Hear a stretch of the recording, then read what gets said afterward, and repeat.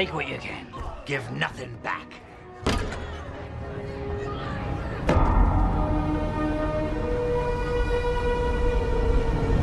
Hi there, everyone. Scott and Lars back, and this is not an analysis of the Apothecary Diaries because there was no episode this last Friday. So instead, we are going to talk about pirates taking to the high seas and going on yonder to Japan and then getting slapped with the DMCA. It's time to talk about what happened to MangaDex. I think that was the wrong music, but we'll continue anyway. Yes, a very interesting discussion brought to you by Camille's Harem. Not just a podcast for novice writers by novice writers, but also a YouTube channel by novice writers for novice writers, because writing is an adventure. It's more fun with friends. And in this particular video, we are taking off our weeb hats, at least we're knocking them askew, to really put on our business caps and our caps as authors and talk about what the hey has just happened to MangaDex. Right. So if you're not aware of what happened, so MangaDex, huge manga like storing and sharing site that a lot of like scanlation, so like these groups will get scans of different manga from Japan, they'll clean them up, they'll translate them, and then they'll make it available as just a free service because they like doing it. And have it available on quite a few different sites. I feel like MangaDex is probably one of the bigger sites of that group because it has more of an international like appeal to it, because it hosts a lot of different translations of a lot of different languages. Set up to be international. You had Ukrainian, you had Russian, you had Polish, Portuguese, Spanish, English, Chinese, and there was even some Vietnamese in there. So I mean, it still is. They're still up, but yeah. But recently, within the past week, they got a massive DMCA claim against the site. It basically forcing them to take down over 700 different manga that they had available on the site for people to read. Mm-hmm. And other people are just now instinctually pulling manga as well. Yeah. And so, like, the amount of access to a lot of different manga series is shrinking by quite a bit. Which there's a lot of people really upset about it. And I'm upset about it, but I'm willing to at least look at it objectively for the sake of the video. But yeah, it's a charge issue, but it's not a new issue either. No, not at all. And to kind of jump the shark a little bit. Manga, and when I say jump the shark, I'm not talking about Fonzie jumping the shark. I'm talking about jumping ahead a little bit here. That MangaDex is all the situation revolving around MangaDex is a solution that created a problem that was trying to originally address an earlier problem. So we kind of cycled back around to where we were a whole lot earlier. And I just want to say this before we dive even deeper into like the history of like what led us to this particular issue. A DMCA. What on earth are we talking about here? I feel like this is something that just gets thrown out there and people just take it for like, oh, granted, yes, something official, something copyright. The Digital Millennium Copyright Act is the United States, not international law, the United States in 1998 saying that they will recognize international law, especially in regards to digital work. So anything that is uploaded to the internet, rather than just letting it be completely Wild West, if another country has claim to something online, the United States will honor international treaties and will allow those countries and their companies or their individuals to come in and litigate people in the United States and in other places who have violated copyright law. That is it in a nutshell. Which in this case, it's like the fact that MangaDex has these available for people to read. like online in any language. And because MangaDex is a company that's run out of the US, well, volunteer group is what I understand MangaDex is.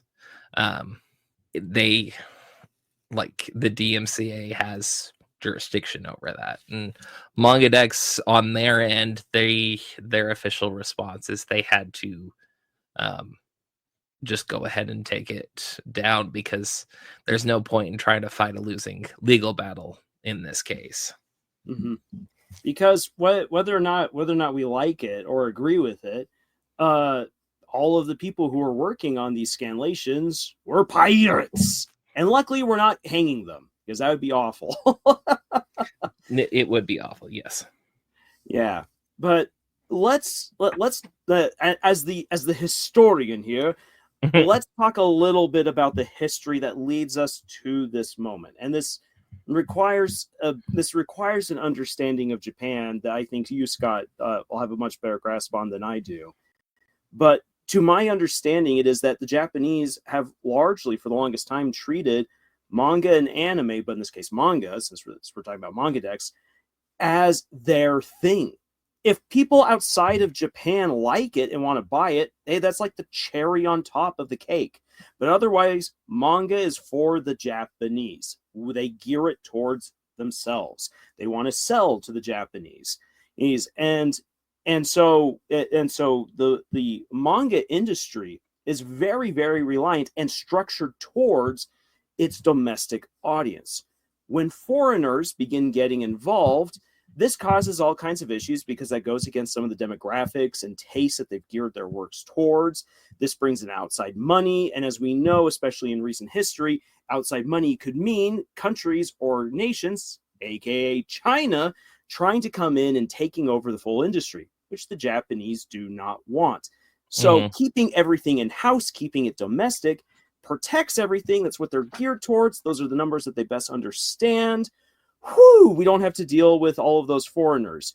But there are numerous foreigners who love manga, who want it. But if it's not made easily available to them, then they take to the high seas, they get their hands on it, and people who can speak Japanese or who are good enough with translations begin to go to town on it and make this stuff available for all the fans who want it. Mm-hmm. And Japan's very much aware that like anime and manga specifically is one of the reasons people like pay attention to Japan, that people like are interested in Japan in the first place. And in some cases they do try and play that up, especially when people come into the country to like explore and see like the country as tourists. But yeah, I think it's very much the case. It's like it's something that's always been focused towards specifically Japanese audiences, and they don't want that to change. And I don't feel like they should change it, because like there's been plenty of instances where like outside money, outside influences have tried to change the way like different manga and anime has presented itself, and Japan's fought against that. Like you go back to Hayao Miyazaki and the movie Nausicaa, where like Disney got the copyrights, completely butchered the movie by like cutting it into shreds, completely making it into a new, very terrible version of the movie. And Hayao Miyazaki was pissed off, and rightfully so. Like that makes a lot of sense, especially after seeing the like what Nausicaa actually is. Like that's a beautiful movie. I'm so upset that somebody thought they could change that into something better, into a Disney princess movie. Yeah, unfortunately, yeah. But it's not. and like that kind of stuff is just going to continue to grow, especially as like Japan's cultural influence grows, specifically with manga and anime. So like this is just something, this is growing pains. This is Yeah. really what it is. It's growing pains, and we're looking at how things are managed at this time. And I don't necessarily believe they're being managed right, but I don't feel like there's necessarily a right answer for this conundrum as well. Mm-hmm. Well, and to provide a little bit more like current context for why the Japanese might be like, we're going to deal with this now, is because and this is something that I've not seen enough attention given to, and this is not me wanting to get political at all. No, but it is a stated fact that the current American regime wants to tighten the noose on anime and manga because certain factions do not see it as American, and therefore we have to find some kind of way of regulating this. We need to find some way of taking control of it or getting rid of it. And that's, again, offensive to the Japanese, that taste of America or other companies coming on in and meddling in their domain. So taking back all their manga, making sure that these foreigners don't have their dirty mitts in it, just makes good sense in the current climate. Yeah, I can definitely see that.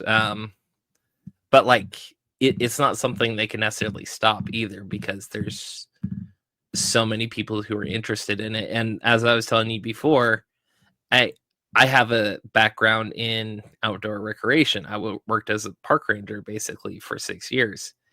And it's just human nature. It's something I've seen over and over and over again. If there's not access to something, if somebody wants to get somewhere, they will make a way to get there. And it doesn't matter like what is in the way. They're going to figure out a way to get there. And often enough, it could be they could come up with some like great new way to handle the situation, or it could really mess things up.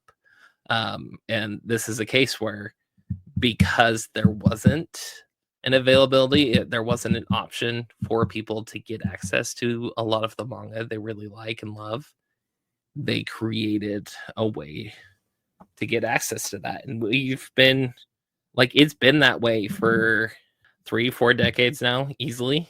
Mm-hmm. Yeah. I mean, I remember back when I first got into the anime, early 2000s, like, well, mid 2000s. You get the idea. The amount of fan sub, like anime sites or manga websites was so much bigger than it was today. And right now I feel like because of the pressure, they've kind of consolidated and become something stronger just to weather the storms that have come their way. Yeah, I do remember what it was like when I first started getting into manga in the 2010s. Like to read Bleach, because I was like, oh, I love Bleach. Let's get the story, and there were so many pirated sites. And like I would go to a bookstore and be like, so where's Bleach? And it's like, here's the incomplete set. And so you'd have to like go searching across the city to find all the copies of Bleach if you wanted to buy it legally, or you went to a super shady site to get it. And if that one got shut down, like they would like every other month, there was 10 others to take their place until real purges began in the late 2010s. Yeah, I fully agree. And like I remember it, and it was like over 10 years ago, but like one of my favorite, and it's not just specific to Japan. I want to make sure that people are aware of it, because like stuff from like China and Korea were also part of this DMCA process. But there's a Korean manhwa by the name of The Breaker. I love that manhwa. It's such a fun martial arts story. But I remember reading the scanlations for it, and the scanlation group ended up having to be very blunt, like with like the intro page to their scanlations, that like do not in any way like copy and paste this onto other sites. Do not try and email the original author asking for more content, because if we're found out, we're going to get in trouble and this scanlation will no longer happen. Mm-hmm. And so and that was 10-12 years ago, and so this isn't new. The whole DMCA process, it isn't new. I feel like, just to play devil's advocate, I can see the side where this is hurting the author in some form or way, because as a creator myself, I put something out there, I do want people to see it, I do want people to interact with it, but a lot of time people they're writing as a job, they're writing for actual income, and having somebody steal that, make it available so people can just read it for free, I could see where that could be frustrating. Mm-hmm.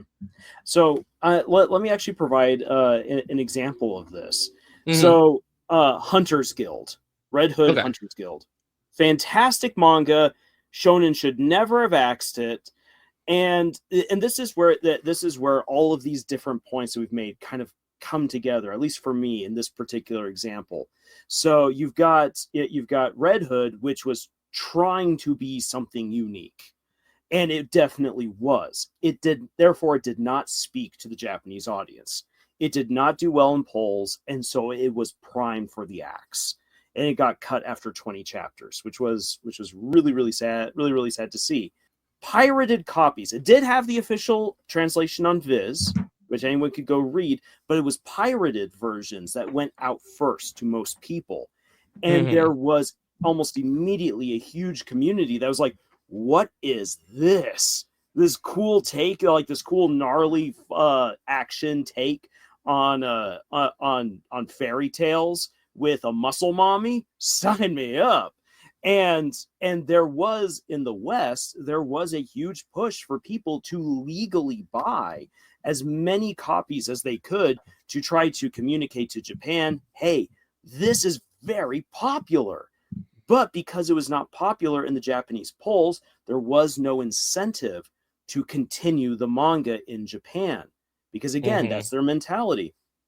And so so it was cut, and tons of fans got really angry and just flat out dropped it in the end. You then had the more diehard fans who religiously bought up all the copies of bought up all the volumes until it ran out. So 3 volumes, and woohoo, yay, we've done our part, we love you, Kawaguchi.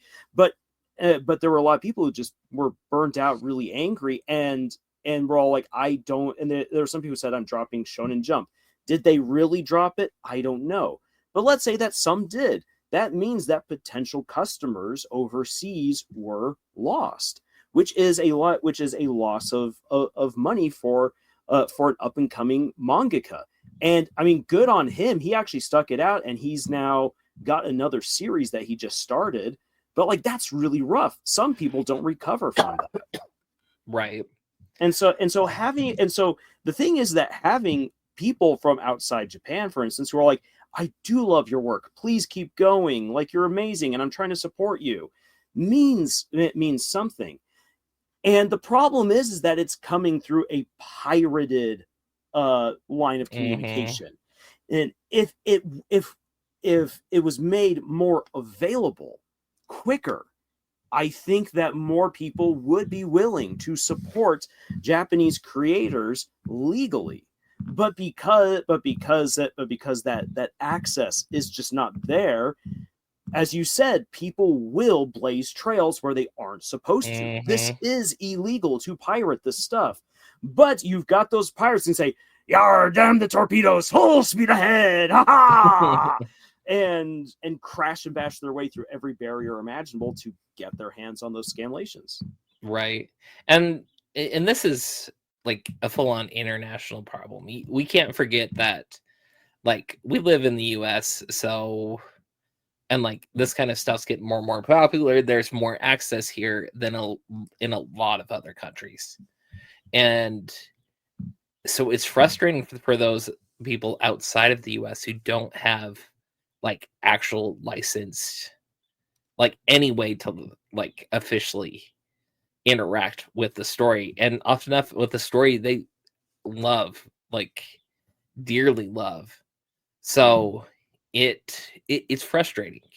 It's really frustrating. And like this kind of whole conversation we've had where it's like, yeah, we want to protect the author, we want to make sure they're supported, but we also want access, is like, I don't feel like there's a right answer for this. I feel like there could be potential solutions to all of this, but at this moment I don't think there's a right answer. Yeah, and the thing is that there's the legal answer, and the legal answer is it's illegal what's been done, and there's no beating around the bush about that. But then the question that should come up is, well, then what do we do? And there is the way to be both financially sound and be appreciative to a growing community that loves all of these works. And that is that Japan needs to get on the ball way faster and figure out ways to be in control. And I think that they honestly should be in control of the translations. I think that would be really good, either through more concentrated oversight, or that they themselves do it because they understand their own language better. And there are plenty of multilingual Japanese people running around, and so it can be done. And there needs to be a way of speeding up the publishing process for works translated into English, for example. So for some of the manga that I've been supporting by buying them legally, because I'm like, I really like this, I really want to make sure that this mangaka is rewarded. I wait 6 to 9 months at the quickest for some of my translations, and that can kill someone's interest in the work, and prompt them to, if they want instant gratification, to go the pirate route. I know that publication takes some time, but if you have the resources already available, which these companies do, it should not take this long. It's a little baffling. Well, and I feel like a lot of people don't realize Japan has a lot of like great technology. They're pretty advanced in a lot of ways, but there's a lot of technology they're really behind on as well. Because like you'll go into Japanese office places and they're still using fax machines to this day. Oh my gosh. So like that's just one example of like that kind of situation. But I feel like that's the right answer, is like if they get in front of this and they make their own way for people to access it, they're the ones that's going to get the money, and they're the ones that's going to be in control of the situation.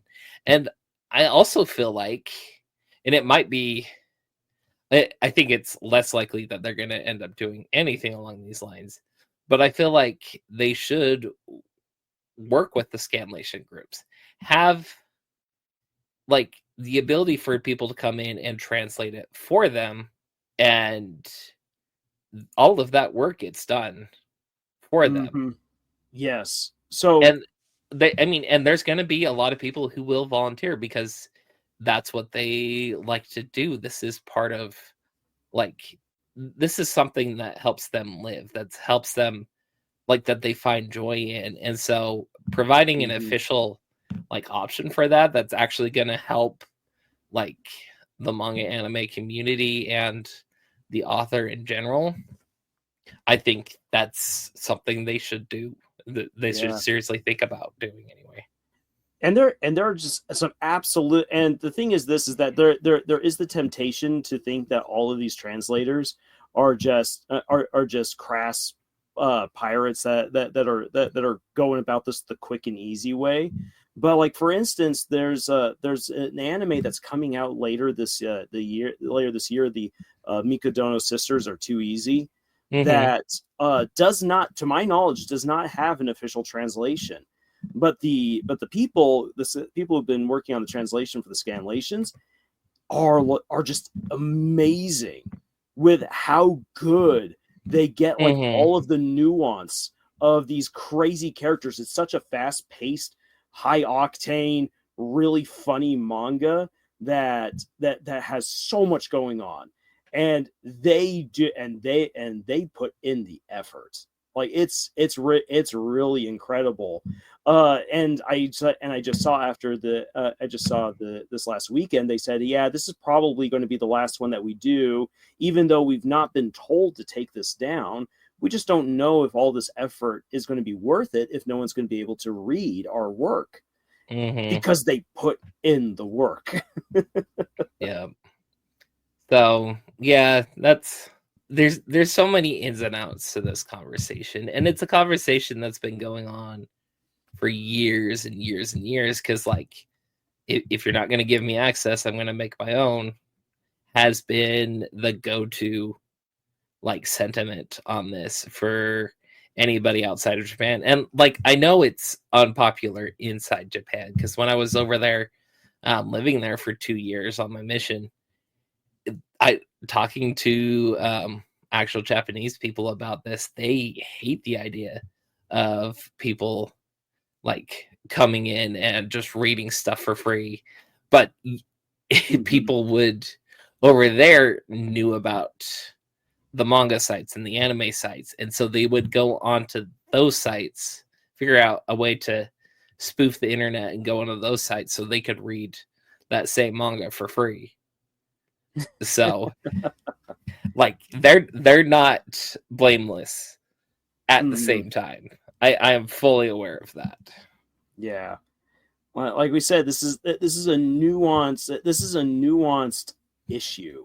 There's the legal answer, and as you said, like it's hard to say what exactly is right, because once you start thinking more ahead and start thinking about people, it's when you begin to realize this issue exists because there are problems, and they will continue to exist until we find ways of solving these problems. And the thing is that we here in the US, we can say what solutions we would enjoy, but it really does come down to the Japanese companies, to the manga publishers, to fully and clear-eyed assess what is happening and find an optimal way forward. It might not be what Scott and I would want, but there are optimal ways to approach this issue. Right. Well, and I think part of the issue is they're so concerned about the amount of money that they're losing on this situation. And a lot of the time with this kind of like internet piracy, yeah, there is going to be lost revenue. But I feel like if they're not providing an option, if they're not making a path for people, that money's like negligible in the first place. It's not something they would have been able to earn in the first place otherwise. And so looking at it as money lost is the wrong way to do it. It's the potential money they could be getting out of this situation, not the money they lost from it. Yeah. And I think that's the way they should look at it. Exactly. And I'm just going to add to that, like, and it also is an investment in the long run, because even let's say that within the next month, they're all like, psych, we've been working on a solution to this all along. Here you go. Here's a website where we are working together with Scanlit, with translators that we can trust. You will just pay like a monthly fee to access all the manga you could ever want. Some manga will not be immediately released because of certain deals that various magazines have. Right. We hope that you understand, yada yada yada. But like, there's ways of doing it. Even if they had that open next month, there would still be piracy, because that has been the norm for decades. And so it's something where if they do it, they have to commit to it and just trust in the fans and really tell the fans, spread the word, we're working with you. And fans will spread the word. There will always be those bad faith actors, but plenty of people will be supportive because they want to be supportive. Yeah. And like there are a few options for people. Webtoon isn't bad, Manga Plus. But those are specifically ones that I know are available here in the US. Like I said, it's an international issue, and it's something that there needs to be option. There needs to be access internationally for all Yeah. of the people interested in it. Exactly. And so, yeah, we don't have a single one solution, but this is just to help get the conversation rolling further. Like we share in people's frustration on both sides of the arguments, and we would love to see it just, again, accessible to way more people. That's one of the things I really liked seeing with MangaDex, was just seeing translators who were all over the world providing that service, and some of those translators made manga available to me that I could not access otherwise. So yeah, sure, I got to read something in Portuguese, Spanish, or Russian, but it's just like, I never knew that this manga existed beforehand. I now want to go learn more about it. Yep, exactly. Well, unless you've got something else, I think that covers quite a lot of what we're looking at here. So I mean, this does kind of out us a little bit as our own little pirates under our own flying Jolly Roger of Camille, but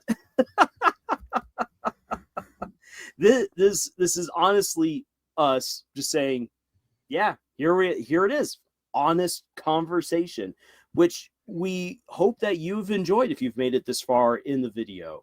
And we want to hear your thoughts as well in the comments about all of this. What would be some of the solutions that you would pose? What do you think is a good business angle that would be appropriate for the Japanese and for the consumers? Because business does count. If there was no transaction in any of this, sorry, the mangaka could not feed themselves. If they can't feed themselves, they die, and then you don't have a story. Correct. Yep. All right, so that's all we got to say for this for now. We will have other videos out very soon, and so if you want to get those, make sure that you've subscribed. Otherwise, if you really want to support us, please check out the books that we've published. The links for them are in the description below. Would you wish to pirate them? Maybe. If you do pirate one of my books, I will buy you a drink in Tortuga. Hey, at least leave a good review if you do that. Yes, please do. So, with all that being said, until the next video, y'all, tschüss. Okini.